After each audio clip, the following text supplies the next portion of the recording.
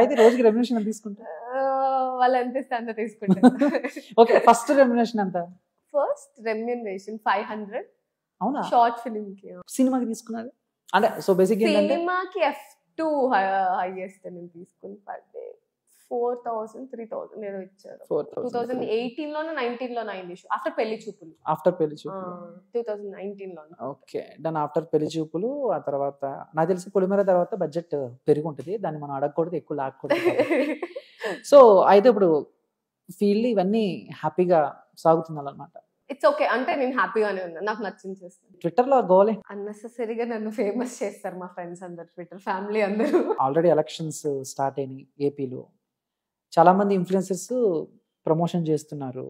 So ఆ video చూసినప్పుడు నేను కూడా అదే అనుకున్నా, సాయితే ఏంటి ఏమైనా ప్రమోషన్ చేస్తుందా, చేస్తే డైరెక్ట్ గా చేయొచ్చు కదా, ఇండైరెక్ట్ గా ఏంటి అని. అదే చేస్తే డైరెక్ట్ గానే చేస్తే కదా, ఇండైరెక్ట్ గా ఎందుకు చేస్తాను?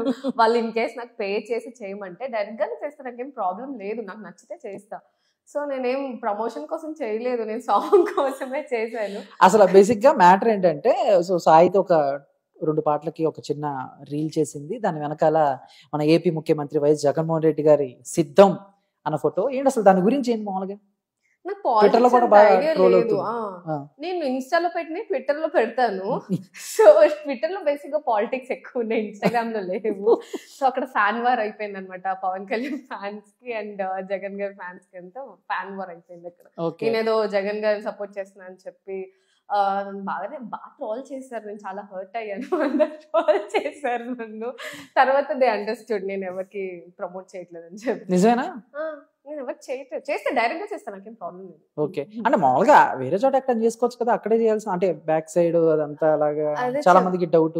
చెట్లు వెనక చెట్లు కనిపిస్తాయి, నేను ఆ బ్యాక్గ్రౌండ్ అనుకున్నాను. ఫస్ట్ వీడియోకి అసలు కనిపించరు ఆయన, సెకండ్ వీడియోకి నేను అలా అటు పక్కకు జరగడం వల్ల ఆయన కనిపించారు. అదే ఆ పోస్టర్ ప్రాబ్లం కాదు, నేనే అది చూసుకోకుండా జరిగాను.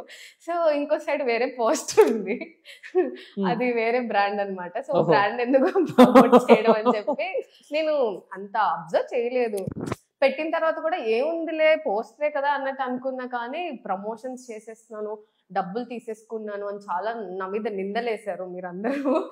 నేనే డబ్బులు తీసుకోలేదు, ఇన్ కేస్ నాకేమైనా వస్తే మీకు డొనేట్ చేస్తానండి. ఓకే, అంటే నువ్వు చేసిన 2 రీల్స్, ఐ మీన్ ఆ ప్లేస్ లో 3 చేశాను. ఒకటైతే పక్కా కనిపిస్తుంది అనమాట, బాగా నిజంగానే చేశాను అనుకుంటా అని చెప్పి డిలీట్ చేస్తాను, 2 ఉంచాను. బట్ ఒకటేమో కుర్చీ మడత పెట్టి సాంగ్, ఇంకోటేమో టాప్ లేచిపోతుంది. మళ్ళీ ఏదో రాముల ఏదో సాంగ్, అది నువ్వు కాదు? అది నేను కాదు, ఫ్యాన్స్ ఎడిట్.